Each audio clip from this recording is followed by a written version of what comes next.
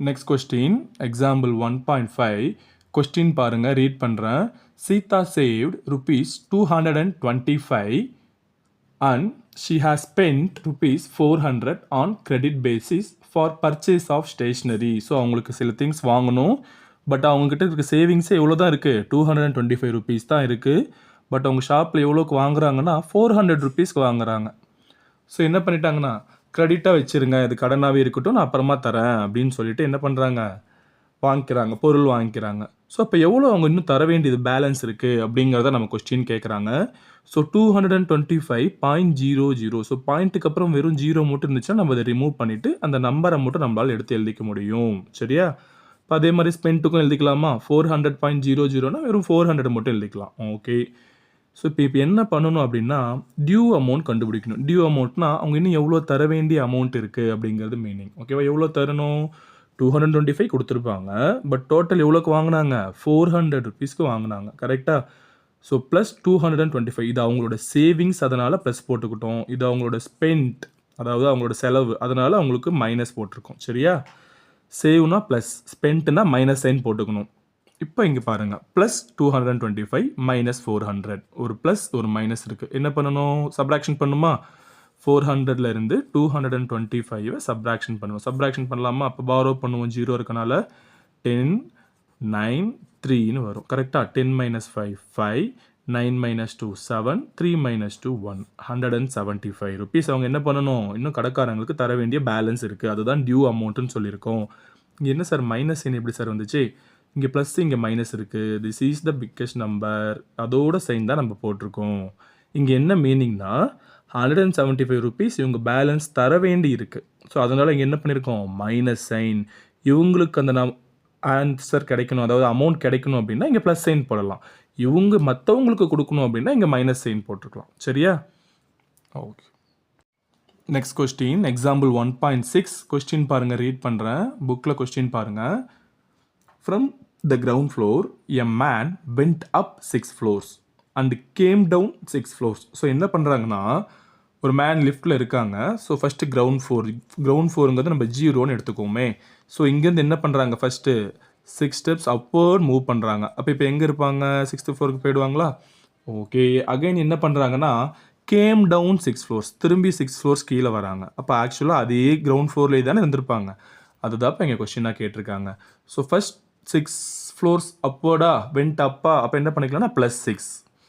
Again டவுனா, 6 floors டவுனா, அதனால் மைனஸ் 6. அப்னா ப்ளஸ் போட்டிருக்கோம், டவுனா மைனஸ் போட்டிருக்கோம். Plus 6 minus 6. அப்போ என்ன பண்ணணும், ஒரு மைனஸ் ஒரு ப்ளஸ் இருந்தால் சப்ராக்ஷன் பண்ணுவோம். 6 மைனஸ் 6 ஆன்சர் என்ன வரும், 0ன்னு வரும். கரெக்டு. பட் இங்கே சைன் ஏதாவது வருமா, யோசிச்சு பாருங்கள்.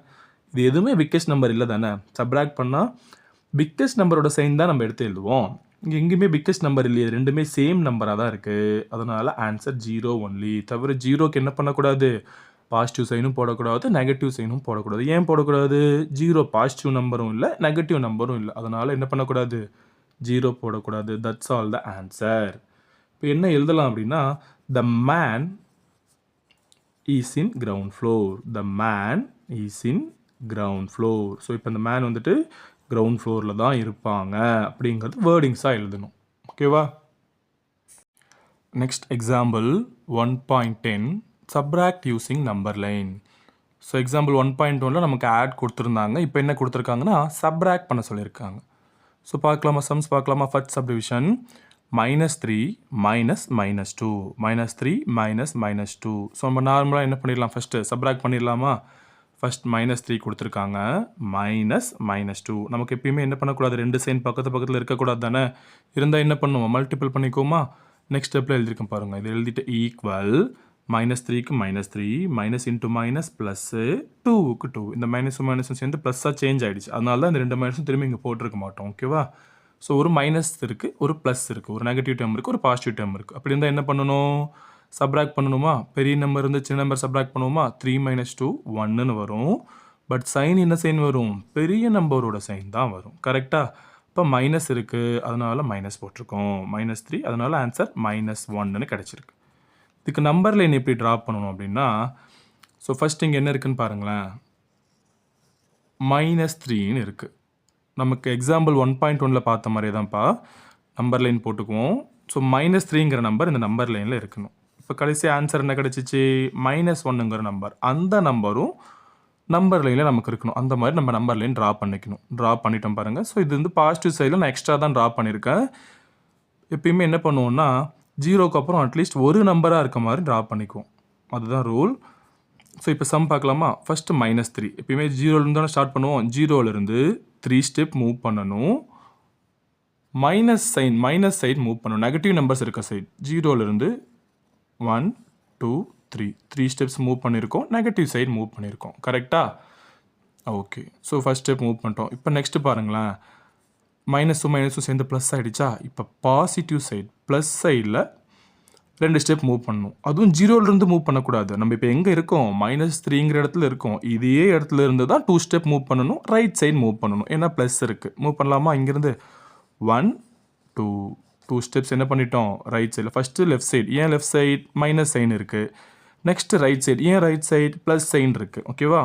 0லேருந்து திரும்பி ஸ்டார்ட் பண்ணக்கூடாது. நம்ம எங்கே லாஸ்ட்டாக எந்த பிளேஸில் இருக்குமோ அதே பிளேஸில் இருந்து தான் மூவ் பண்ணணும். ஸோ இப்போ நம்ம எங்கே லாஸ்ட்டாக வந்திருக்கோம்? -1க்கு வந்திருக்கோம். கரெக்டாக? அதுதானே ஆன்சராக கிடச்சிச்சு. That's all the answer. Next second question பாருங்கள்.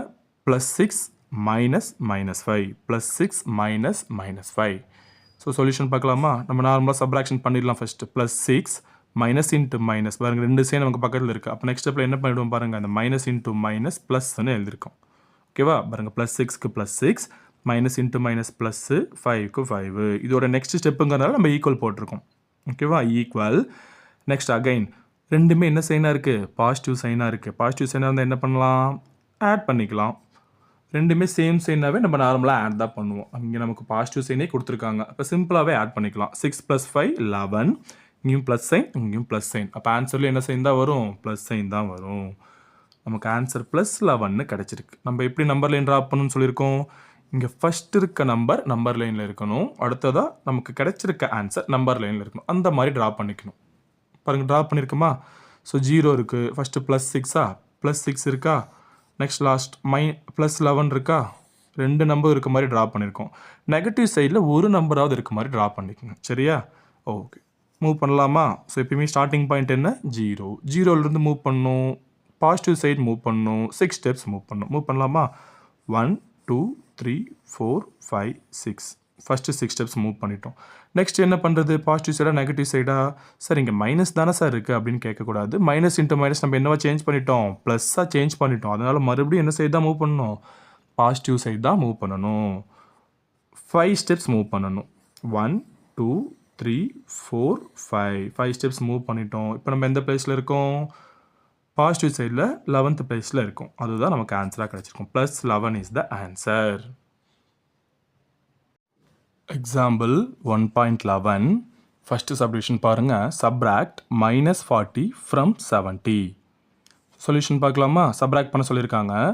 ஃப்ரம்முக்கு பின்னாடி என்ன நம்பர் இருக்கோ அதை தான் நம்ம ஃபஸ்ட் எழுதணும். அது பேசிக் ரூல். நம்ம சின்ன கிளாஸ்லேயே படிச்சிருப்போம். ஃபஸ்ட் 70 எழுதிக்கிறோம். நெக்ஸ்ட் ஒரு மைனஸ்ன்னு போட்டிருக்கேன். ஏன் மைனஸ் போட்டிருக்கேன்? ஏன்னா சப்ராக்ட்னு கொடுத்துருந்தால. ஒருவேளை ஆடுன்னு கொடுத்துருந்தா இங்கே ப்ளஸ் சைன் போட்டிருப்பேன். சப்ராக்ட்னு கொடுத்துருக்கனால மைனஸ் சைன் போட்டிருக்கோம். ஓகே, நெக்ஸ்ட் எந்த நம்பர் சப்ராக்ட் பண்ணணும்? -40 சப்ராக்ட் பண்ணணும். சப்ராக்ட் பண்ணலாமா? 70 -40. நமக்கு இங்கே பாருங்களேன், 2 சைன் பக்கத்தில் இருக்குது. இப்படி இருந்தால் நம்ம என்ன பண்ணணும்? ஃபஸ்ட்டு மல்டிப்ளை பண்ணணுமா? ஈக்குவல். ஃபஸ்ட்டு 70க்கு 70 அப்படியே எழுதியிருக்கேன். மைனஸ் இன்ட்டு மைனஸ் என்ன பண்ணிட்டேன்? ப்ளஸ்ன்னு மாற்றிட்டேன். கரெக்டு தானே? Minus into minus plus. Next இங்கே என்ன நம்பர் மட்டும் பேலன்ஸ் இருக்குது? 40 மட்டும் பேலன்ஸ் இருக்குது. இங்கே நமக்கு 2 சைன் பக்கத்தில் இருந்தனால தான் நம்ம ப்ராக்கெட் போட்டு எழுதியிருக்கோம். இங்கே ஒரு சைன் தானே இருக்குது. அப்போ நம்ம 40னே போட்டுக்கலாம். ஓகேவா? 70 + 40. இப்போ இங்கே என்ன சைன் இருக்குது? Plus sign. ஏன்னா 70க்கு முன்னாடி எந்த சைனும் இல்லைனாலும் அங்கே ப்ளஸ் சைன் இருக்குங்கிறது மீனிங். இப்போ 40க்கு முன்னாடி ப்ளஸ் சைன், சேம் சைன் இருக்குது. அப்போ என்ன பண்ணணும்? ஆட் பண்ணுமா? 70 + 40 110ன்னு ஆன்சர் கிடைக்கும். ரெண்டுமே ப்ளஸ் சைன் தான். அப்போ ஆன்சரும் ப்ளஸ் தான். சரி, என்ன சார் சப்ராக்ஷன் கொடுத்துருக்காங்க, நம்ம ஆட் பண்ணி வச்சுருக்கோம் அப்படின்னா, சப்ராக்ஷன் தான் பண்ண சொன்னாங்க. பட் நீங்கள் கொடுத்துருக்க சைன் என்ன பண்ணிடுச்சு? நம்மளை ஆட் பண்ண மாதிரி சேஞ்ச் பண்ணிடுச்சு. ஓகேவா? சைன் என்ன சொல்லுதோ அதான் கேட்கணும். வேர்டிங்ஸ் என்ன வேணால் இருக்கலாம். பட் இங்கே சைனில் என்ன சேஞ்ச் வருதோ அந்த சேஞ்சை நம்ம அக்செப்ட் பண்ணிக்கணும். ஓகேவா? ஸோ நம்ம சப்ராக்ட் பண்ண வந்தோம். பட் லாஸ்ட்டாக என்ன பண்ணிட்டோம்? ஆட் பண்ணிட்டோம். Second one, subtract minus 12 from minus 20. So minus 20 தான் நம்ம என்ன பண்ணணும், ஃபஸ்ட்டு எழுதணும். ஒருவேளை மைனஸ் 12 ஃபஸ்ட் எழுதுனா என்ன சார் ஆகும் அப்படின்பா. இங்கே பாருங்க நான் போட்டிருக்கேன் minus 12 சப்ராக்ஷனுக்கு ஒரு மைனஸ், அடுத்த நம்பர் minus 20. இப்படி எழுதி இப்போ சப்ராக்ஷன் பண்ணுறேன், என்ன நடக்குதுன்னு பாருங்களேன். Equal minus 12க்கு minus 12 minus into minus plus 20. So ஒரு ப்ளஸ் ஒரு மைனஸ் இருக்குது. அப்போ சப்ராக்ட் பண்ணுவோமா. 20 மைனஸ் 12 ஆன்சர் 8ன்னு வரும். பெரிய நம்பரோட சைன் ப்ளஸ்ஸு, அதனால் ப்ளஸ் 8ன்னு ஆன்சர் கிடச்சிருக்கு. ஆக்சுவலாக இது ராங். ஏன்னா நம்ம என்ன பண்ணணும், ஃப்ரம்முக்கு பின்னாடி இருக்க நம்பர் தான் ஃபஸ்ட்டு எழுதணும். நம்ம மாற்றி பண்ணிட்டோம் பாருங்களேன். minus 12 ஃபஸ்ட்டு பண்ணிவிட்டு நெக்ஸ்ட்டு minus 20ங்கிற நம்பர் எழுதியிருக்கோம். இப்போ தான் கரெக்டாக இருக்கிறத பண்ண போகிறோம். minus 20 ஃபஸ்ட்டு, அதில் ஒரு மைனஸ் சைன் ஏன்னா சப்ராக்ட் கொடுத்துருக்காங்க. நெக்ஸ்ட்டு இந்த நம்பர் ஃப்ரம்முக்கு முன்னாடி இருக்க நம்பர் செகண்டாக தான் எழுதணும் சப்ராக்ஷனில். minus 12 ஈக்குவல் நெக்ஸ்ட்டு பாருங்களேன், minus 20க்கு minus 20 எழுதியிருப்பேன். மைனஸ் இன்ட்டு மைனஸ் ப்ளஸ் 12க்கு 12 எழுதியாச்சா. இப்போ minus 20 ப்ளஸ் 12 ஒரு சைன் மைனஸ், இன்னொரு சைன் ப்ளஸ் இருக்குது. இருந்தால் என்ன பண்ணணும், சப்ராக்ஷனா 20 மைனஸ் 12 ஆன்சர் என்ன வரும், 8ன்னு வரும். பட் சைன் என்ன வரும், பெரிய நம்பரோட சைன் வரும். 20யோட சைன் இங்கே என்ன இருக்குது, 20 தானே பெரிய நம்பர், அதோட சைன் என்ன இருக்குது, மைனஸ் இருக்கா. அப்போ மைனஸ் தான் ஆன்சர். -8 தான் நமக்கு ஆன்சர். இந்த ஃபர்ஸ்ட் ஸ்டெப் நம்ம போட்டிருக்கிறது ராங். என்ன மிஸ்டேக் வருதுன்னு தெரியுதா, நம்ம -8ன்னு வர ஆன்சர் இங்கே என்னவா வருது, +8ன்னு வருது. ஸோ இந்த மாதிரி போடக்கூடாது. This is the correct answer. Second one is the correct. -8 is the answer. Next sum example 1.12 question பாருங்கள். ஃபைண்ட் த வேல்யூ ஆஃப், ஆடும் கொடுக்கல சப்ராக்டும் கொடுக்கல, சிம்பிளாக ஃபைண்ட் த வேல்யூ ஆஃப்னு கொடுத்துருக்காங்க. ஏன்னா ஆடு கொடுத்தாலும் நம்ம சப்ராக்ட் பண்ணுறோம், சப்ராக்ட் கொடுத்தா ஆட் பண்ணுறோம், மாற்றி மாற்றி இருக்கனால அவங்களும் என்ன சொல்லிட்டாங்கன்னா ஃபைண்ட் த வேல்யூ ஆஃப்னு சிம்பிளாக கொடுத்துட்டாங்க. First subdivision -11 -33. -11 ஃபஸ்ட்டு எழுதியிருக்கோம், மைனஸ் சைனுக்கு மைனஸ் சைன் -33. ஸோ ஃபஸ்ட் எப்பயுமே என்ன பண்ணுவோம்னா கொடுத்துருக்க கொஸ்டினில் இருக்கிறத அப்படியே எழுதணும். மேக்ஸிமம் எல்லா சமுக்குமே நம்ம அப்படி தான் பண்ணுவோம், சரியா. Second step equal -11 minus into minus ப்ளஸ்ன்னு சேஞ்ச் பண்ணியிருக்கோம். 33க்கு 33 ஒரு மைனஸ் ஒரு ப்ளஸ் இருக்குது. அப்போ என்ன பண்ணணும், சப்ராக்ட் பண்ணுமா.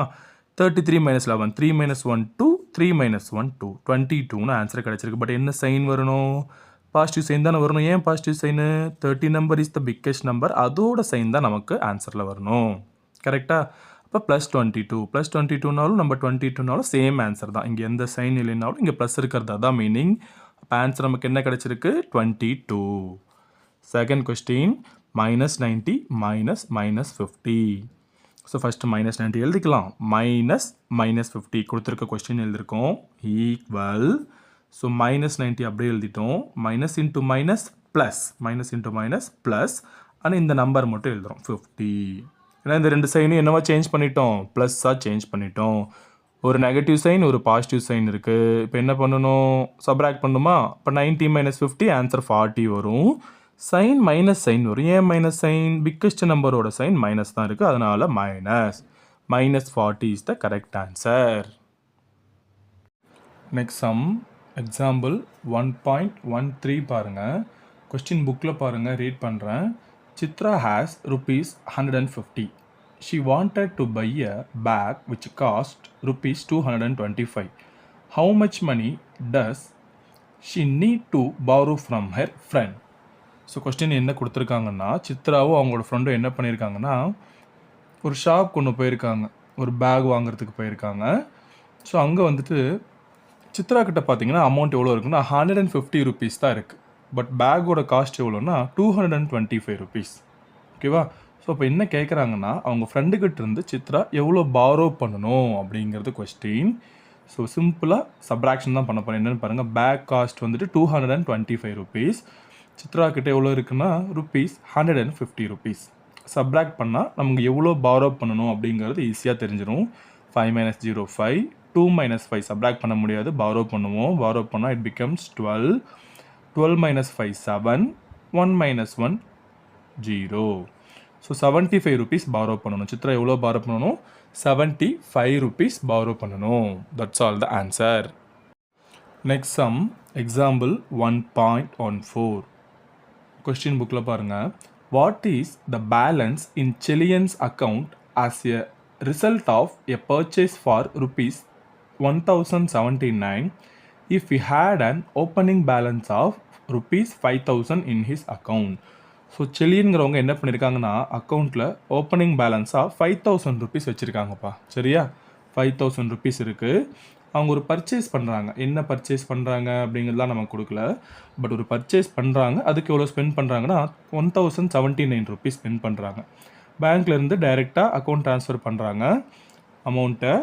இப்போ ரிமைனிங் பேலன்ஸ் அவங்கக்கிட்ட பேங்க்கில் எவ்வளோ இருக்கும் அப்படின்னு தான் கொஸ்டின் கேட்டிருக்காங்க. சிம்பிள் சப்ராக்ஷன் தான். 5000லேருந்து 1079 சப்ராக்ட் பண்ணால் ஈஸியாக ஆன்சர் கிடச்சிரும். ஸோ எல்லாமே 0 இருக்குது. அப்போ இந்த நம்பர்லேருந்து 5லேருந்து பாரோ வாங்கிட்டே போகணும். ஸோ 5லேருந்து ஒன்று பாரோ கொடுக்குறோம் 4. இப்போ 9 9 லாஸ்ட்டாக மட்டும் என்ன இருக்கும் நமக்கு 10ன்னு இருக்கும். 10 - 9 1, 9 - 7 2, 9 - 0 9. And next 4 - 1 3. That's all the answer. 3921 rupees balance இருக்கும் பேங்க் அக்கௌண்ட்டில்.